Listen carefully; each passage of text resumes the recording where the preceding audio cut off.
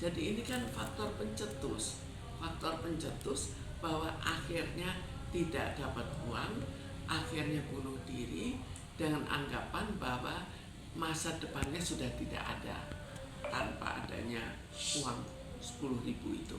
Lain apa? Bagaimana hubungan dengan orang tuanya?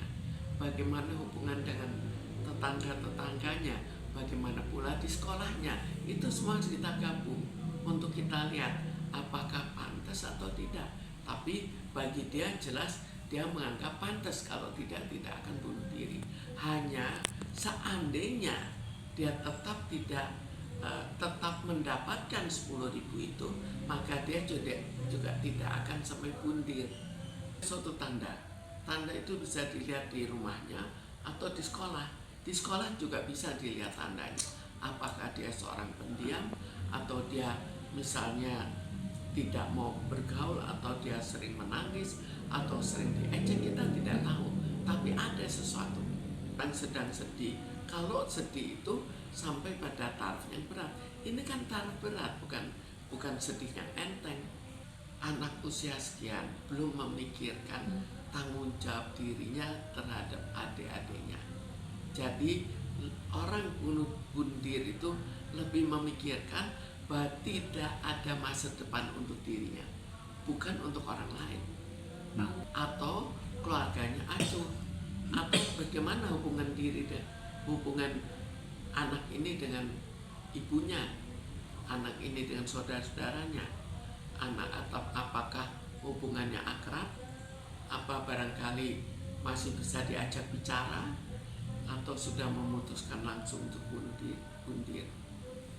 Bagaimana bisa menjamin tidak adanya kasus seperti ini lagi? Apakah semua bisa dijamin? Misalnya sekarang kita lihat penyebabnya adalah masalah uang. Apakah bisa dijamin bahwa nanti semua akan diberikan uang? Jika ada kesulitan yang tidak seberapa, yang membuat orangnya demikian depresi sampai bunuh diri, apakah ada? Kan kita lihat lagi, mungkin ada juga yang juga kesulitan tapi tidak sampai bunuh diri di suatu area terlalu besar ya. Karena jelas jumlah yang bergerak dalam bidang kejiwaan itu tetap terbatas. Tapi yang bisa adalah bahwa misalnya di sekolah itu dilihat siapa yang kira-kira bermasalah. Kan guru itu bisa lihat sehari-hari, tiap hari melihat kenapa anak itu kok lain. Nah akhirnya ini yang dikonsultasikan dan semua itu dikumpulkan. Jadi jumlah tenaga ahli itu relatif cukup, tapi guru pun cukup pada taraf mendeteksi, karena dia juga bukan seorang ahli dalam bidang kejiwaan. Tapi kalau masalahnya kecil, ya bisa saja guru itu ikut terjun. Cuma kita perhatikan, guru itu kalau ikut campur kan suka-suka dipersalahkan. Jadi harus pemerintah juga ikut mengatasi bagaimana jika ada orang yang mau membantu orang lain, jangan sampai nanti akhirnya dia malah dijerumuskan. Semua itu ada, bukan bagus tidaknya gambar, tapi ada suatu gambaran orang itu sesuai atau tidak dengan usianya. Kalau ini usia gambarnya lebih muda daripada usia anaknya, jadi artinya kepribadiannya bukan kepribadian seperti anak usia 10 tahun. Bunuh diri itu bukan karena dorongan orang lain, tapi dorongan dirinya sendiri. Kecuali kalau misalnya bundirnya satu keluarga, nah itu ada yang mendorong, karena kita tidak ada uang, kita sama-sama bundir misalnya. Sebetulnya di situ ada sebagian berhasil, ada juga yang tidak berhasil. Tapi kalau sudah ketahuan anak itu bermasalah, maka anak itu perlu pendekatan dan perlu dicoba untuk diatasi. Ada apa dengan anak itu? Stres apa yang dihadapi, dan sampai seberapa jauh keinginan dia untuk bunuh diri. Biasanya mereka memberitahukan. Cukup sering orang-orang memberitahukan, saya sudah nggak ada harapan untuk hidup, saya lebih baik bunuh diri.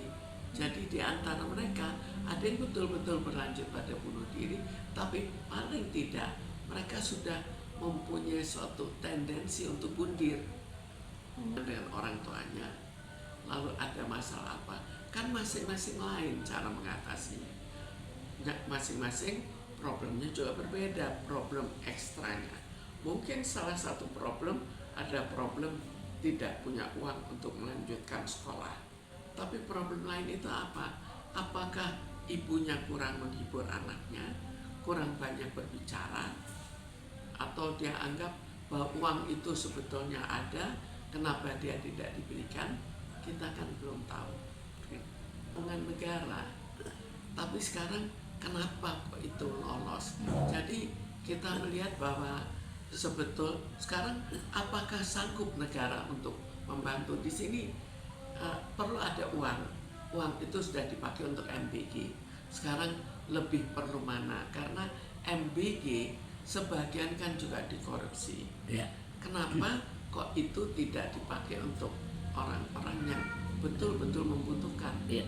Tapi kalau orang-orang ini diberikan tambahan dana, misalnya sekolahnya digratiskan, apakah negara sanggup?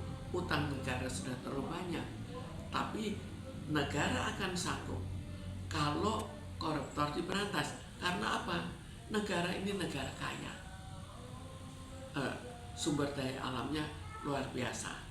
Kenapa kok dibiarkan diambil oleh orang-orang tertentu, diambil untuk memelihara sekian puluh turunannya kan?